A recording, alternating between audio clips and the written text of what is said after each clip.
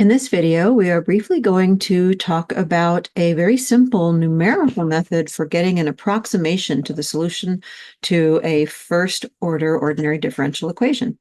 The method that we will be discussing is Euler's method, and the reason we introduce numerical integration in this way, numerical integration of ordinary differential equations, is that the basic principles upon which Euler's method relies are the same principles that other more sophisticated methods use as well. In particular, what we are going to see is when you take when you're looking at plotting your solution on the ty axis, where y is the solution to an ODE, first order ODE, something of the form dy dt is some function of y and t. We know that there is some exact solution, but we aren't always able to find that exact solution. So we lean on numerics in order to find the numerical approximation to the exact solution. Numerical approximation to solution y of t. These discrete points are the numerical approximation. We can't actually numerically write down or numerically plot a continuous function. We have to discretize the time axis in order to get our numerical approximation. So our initial time, t naught, in this case, it's actually 0. Then we have our second time, t1, our third discrete time, t sub 2, and so forth. And at each of those points, we are aiming to numerically approximate what we think the solution to our ordinary differential equation is. The main idea behind these approximations is to simply connect these dots using tangent lines. So for example, if I start here at my initial condition y of t naught in this case, we'll call that y naught. That's exact because that's given. And then I look at the slope of my solution at this point, which is given by my ODE. So from my ODE, I determine the slope of the solution. So let's say we have some slope here. So I'll point this out here. The slope at t naught is given from the ODE. Use the ODE to find the slope at t naught. So I take that slope line and I draw the tangent line all the way through to my next time point, t1.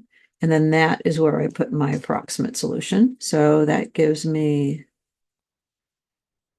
my approximate y1. So y at time 1 is going to be approximated by this y sub 1. And I keep repeating that process. So I take the slope at time 1 and I draw my tangent line until I get my slope at time 2, t2 rather, and I keep repeating. So that's the big idea behind Euler's method, and that's outlined here in these steps on the slides. So for a first order initial value problem, the initial condition tells you a specific point on the solution, and the differential equation is what defines your slope field, as we saw. Okay, how does this go? Our first step, as we saw, is to write down or to plot the initial condition point. So again, that's here at our initial time. Then we, as the user, are going to choose how far out we want to take a time step. We're going to call that delta t. So in here, that first distance between time t naught and time t1 is our delta t, and we use that to march forward in time. As you can see from this picture, the time step in this picture seems to change, so that's called an adaptive time step. Adaptive time step where delta t can change. Or we can use a fixed time step, which is what we're going to use in our examples. So we're going to keep that constant. back to our algorithm, once we determine how big of a step we want to take, we then use our ordinary differential equation, which is up here. We're going to use our ordinary differential equation to calculate the slope. We simply plug in that time t into our ordinary differential equation, then that gives us a value for the slope. Now, the change in y from time t naught to time t1, say, that change is given by the slope of the tangent line times the time step. And we can work that out using our rise over run formula. And so our new time point is going to be delta t to the right of where we are, and it's going to be delta y either going up or down. And we simply repeat that process over and over again to keep getting more discrete time point approximations. Okay, that's kind of the big idea. Let's go to the next page to work through an actual example. So let's see how that will go. Next page. Actual example here. All right, so in this example, we are looking at the differential equation dy dt is 1/2 y with initial condition at time 0, the solution is 1. What we've plotted here is the exact solution. Exact solution y of t, and as you can see, our axes are t and y. And we're going to use this example to walk through a step of the Euler method. Let's talk first about our notation. So again, our differential equation is y prime is f of t y. So this f of t y, that's the right-hand side of my ordinary differential equation, which is going to be my slope. And I'm given an exact initial condition. Delta t is the time step size that we take, and we're going to keep it fixed. Fixed for us. And shorthand for each point on the graph that I'm going to use, each time point I'm going to use, I'm just going to call that t sub n. So t naught is my first time point here. T naught plus delta t is my t1. T1 is, and here I'll just say this, T1 is T naught plus delta T. My T2 is going to be, T2 is my T1 plus delta T, which is the same thing as T naught plus 2 delta T, and so forth. T3 similarly is going to be my T3. And so in general, we know that Tn is T naught plus n delta T. That's going to be my nth time step. And finally, to distinguish between the exact solution y and my approximate numerical solution, I'm going to call my approximate numerical solution v sub n. So that's the approximate numerical solution at time t sub n. And that will approximate y at time t sub n. So we say that here, v sub n approximates y at t sub n. Euler's method then, as we saw, basically calculates the slope of the tangent line and slides along that line over to a delta t over to get our next point. And so we see that here. So our y at time t plus delta t is going to be approximated by what we know now plus delta t times the slope.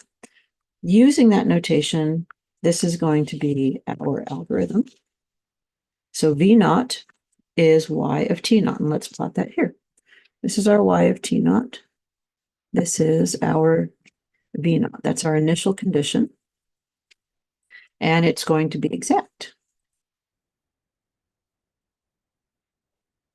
All right, how do we compute v1? v1 is going to be the v naught that we have, which in our case, what is v naught? That is 1. Right? That's going to be equal to our v naught. So v1, using that notation, let's see what that is going to be v naught plus delta t times my right-hand side, evaluated at t naught v naught. Okay, so v1 is v naught plus delta t times whatever my right-hand side is, which I'll see here, I'll fill in a second, evaluated at time t naught, and if there's a v naught. Now, looking at my exact equation, I can plug in those values. So, rather looking at my differential equation. So v naught in our case is 1. That's our y naught. Plus delta t, the way I've written it here, I'm going to let delta t just be 1. So I'm going to take time steps of 1. So it's going to be plus 1 times. Now my right-hand side, f, is this, 1/2 y. And so I want this to be 1/2. And the best approximation I have to y at time t naught is going to be v naught. Okay. But v naught is 1. So I have 1 plus 1/2, since v naught is 1, and then it gives me 3/2. Okay, so that means I am drawing a tangent line of slope 1/2 up to a height of 3/2. Okay, so the slope here is 1/2. I draw that tangent line. And my height is my initial height 1 plus my slope given from my right-hand side 1/2. And this height here is 3/2. So V1 is 3/2. And I've got that there. Okay, so just to clarify, we can keep going. We can get our V2 in the same way, where now when we plug this in, V2 is V1 plus delta t times whatever our time 1 V1 was. So in our case, that is going to be 1/2 V1. So delta t plus 1/2 V1. And we keep plugging it in that way, and we go for as many steps as we need. So I will just point out that these steps are called our Euler steps. Each of these steps is an Euler step. So we say take n plus 1 Euler steps to get your approximate solution. And the other thing I will point out is if I keep going, taking these slopes, I'll get some nice approximation.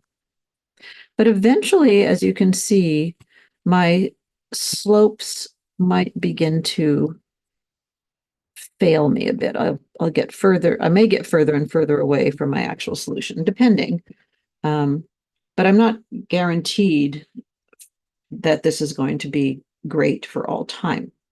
So one thing to note is that if I took smaller time steps, my approximations would be more accurate. We can also see by looking at our web tool for plotting direction fields how this numerical solution method is being used. There are multiple solution methods. You can choose Euler, the method that we just learned, where you're simply sliding from time point to time point using a tangent line approximation. And doing that, you can also take a look at the table of discrete values that are being plotted. So let me just replot this along this line. Let me get something darker. You can see where my cursor is. So let's say we're on this pink line. You can see, watch this arrow here shows me for my time step how I'm sliding down the approximated solution. Do another line over here. And now I've got an arrow there showing me how I slide along the approximated solution.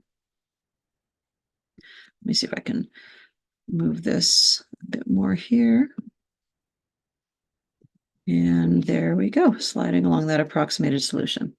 All right, let me point out, remember we talked about how a smaller time step gives a more accurate approximation. Let's first take a bigger time step and see what happens. Let's make it even bigger.